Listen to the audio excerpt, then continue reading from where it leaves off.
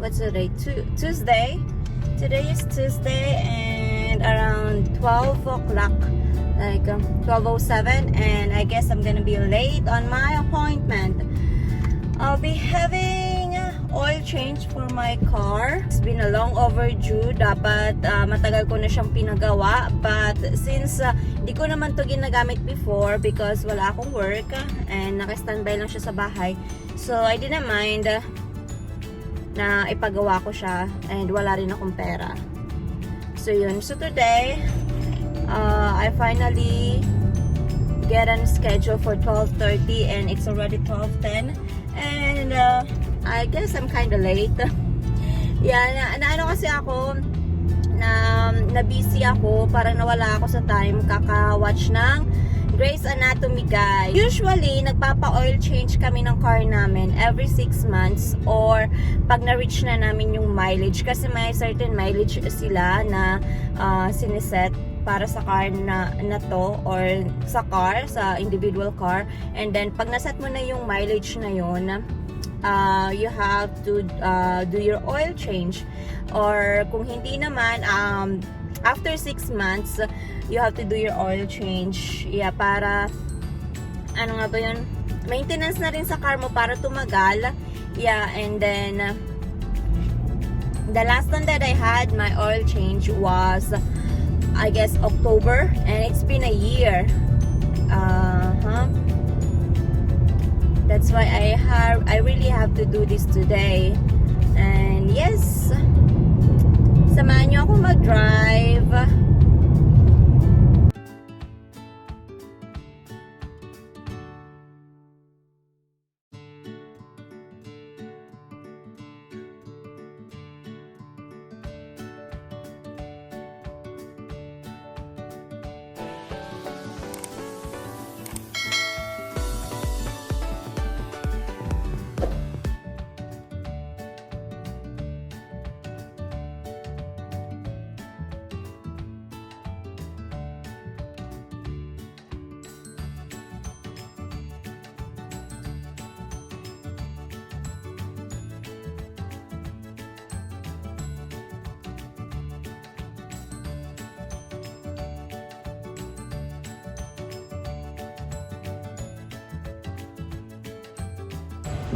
Hi guys, so I'm already here parking on the service lane and I hope someone will ask me for my schedule.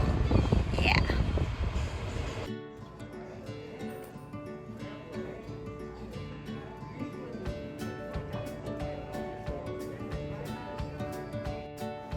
That's my car.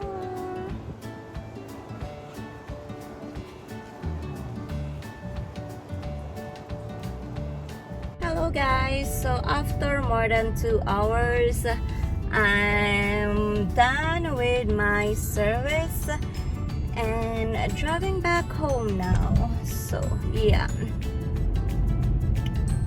they just did like oil change, check the brakes and rotate the tires. That's the 3 things that they checked.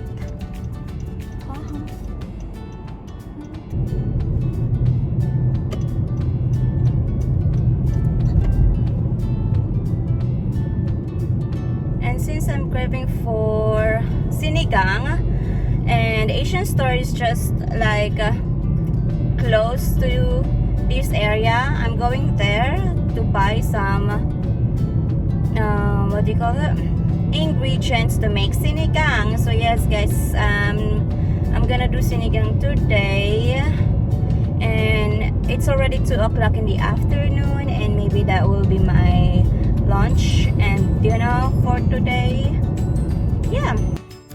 Hi guys! So yun, nakauwi na nga ako. Andito na ako sa bahay finally and it's already 3 o'clock in the afternoon. It's 3:15 na to be exact. And yeah, I will tell you about my oil change maintenance earlier. Like, I didn't pay anything for what they did to my car today. So as you can see, it's 00. Yeah.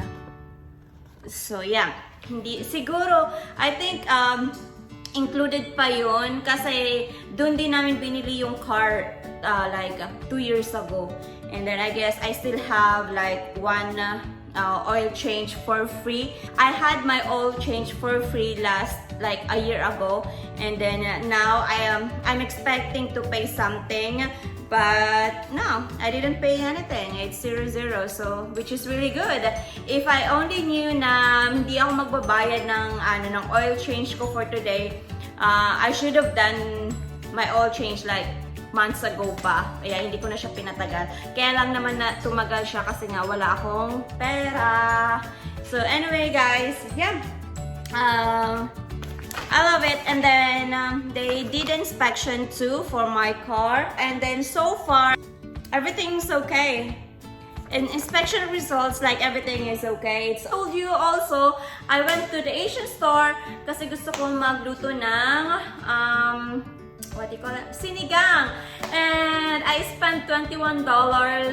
No, I spent $22 just to make sinigang. It's too expensive, guys. It's not a joke. Yes. Because wala naman, kasi guys, wala naman silang tingi-tingi dito na mabibili mo. Yeah. I tried.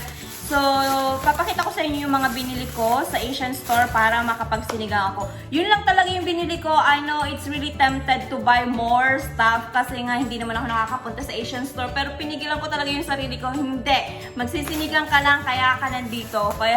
Kasi nga, ang mahal pag napunta ka sa Asian store, guys, kasi hindi talaga ganun hindi mura ang mga bilihin sa Asian store. Yeah, that's why I control myself. I bought few extra items, but hindi naman siya ganun kamahalan. So, yun. I bought this one, pork neck bone. Ito yung gagawin kong sinigang. It's $3.20. Mahal. And I like this one, guys. I get the black one kasi yung black one is spicy. The red one, hindi siya spicy. So, I like this. Yeah. And I wanna try, hindi ko pa natatry kumain ng kimchi.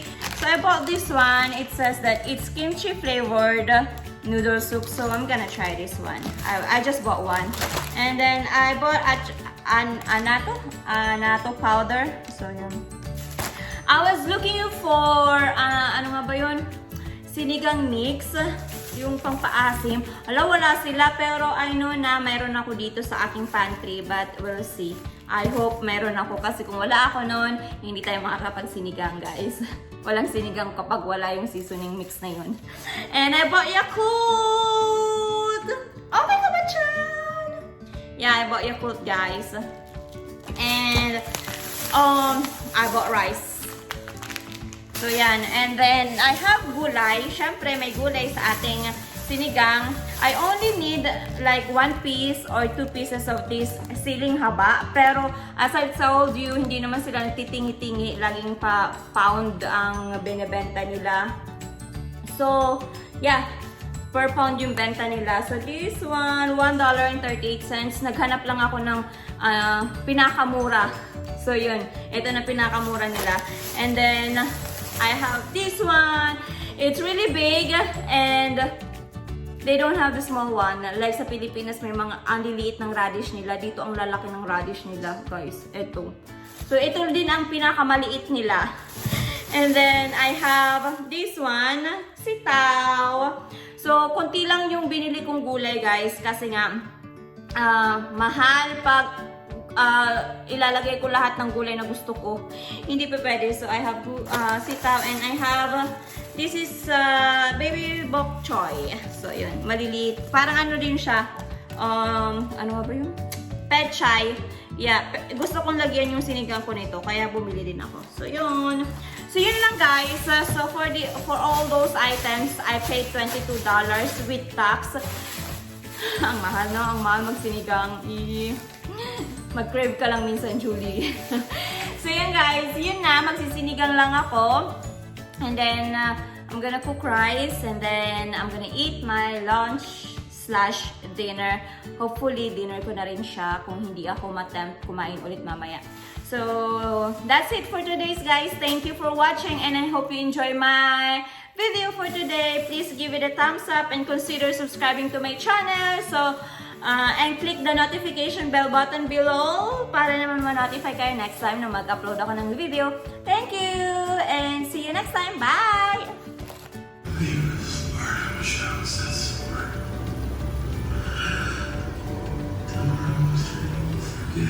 Yeah.